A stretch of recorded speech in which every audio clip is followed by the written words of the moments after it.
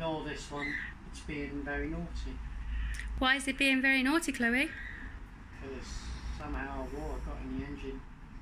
And I don't know much about air-cooled, but they shouldn't have water in them. I don't think any engine are meant to have any water in them. Not like that. I'll get it sorted. What do you think, Jack? Yeah, come here. What do you think, boy? Come. Hey? Are you looking happy for your new home? What's your new home like? What's your new home like? It's a bit higher up, isn't it? A bit higher. Look at that grin, people. I mean, come on. Look at that grin. He's one happy pooch. Yeah, happy pooch. Yeah.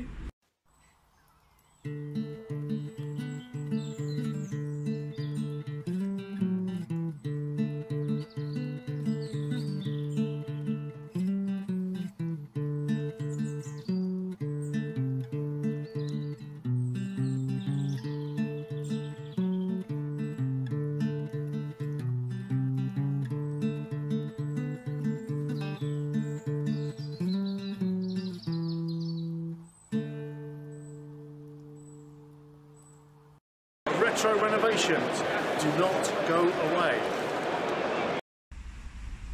People have asked, how big is the Luton van? Well, I'm now going to show you inside when the dog's not knocking the phone out of my hand. Hello, boy. So, I will show you.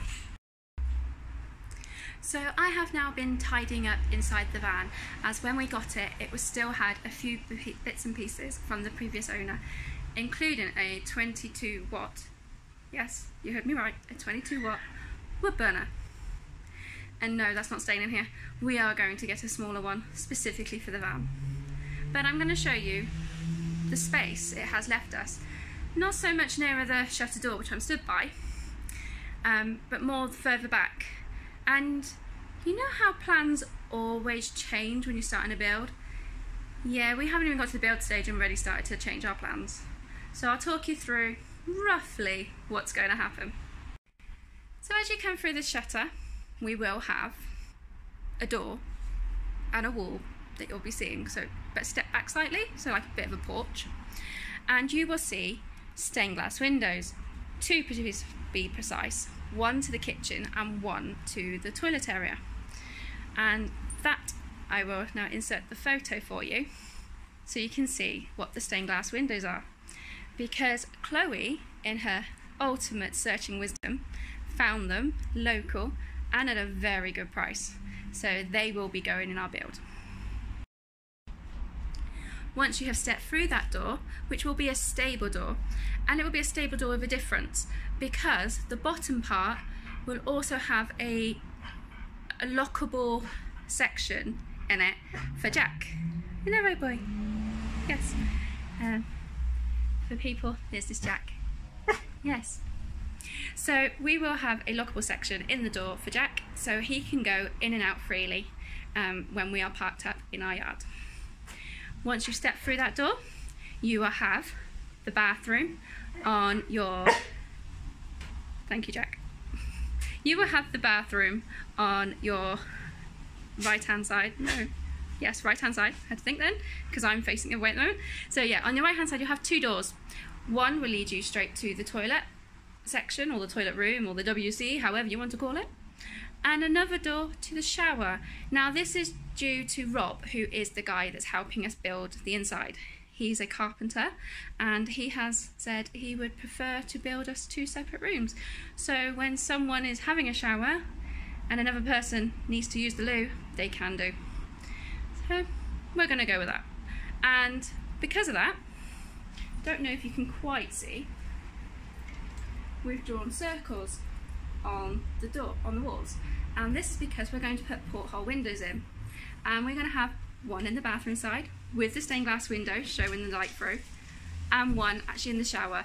And we are going to have a nice cutout piece there as well that we can block the window up when we're having a shower instead of putting a tiny piece of shower curtain. Then on the left hand side you will have our kitchen. Now the design for this yet is still in the planning, but we have, and I will insert another photo, is a big louvered RV window which is going to go there, and that's going to be right where the hob is, I suppose, is the best way. So at least then when I'm cooking, I can then open up the louvered windows and let some air in. When you come further into the van, now this is where our choices have changed since the planning. We are going to still have the corner sofa, but we're going to make it a sofa bed. This is because at the moment in our current van, we used to sleep above the cab.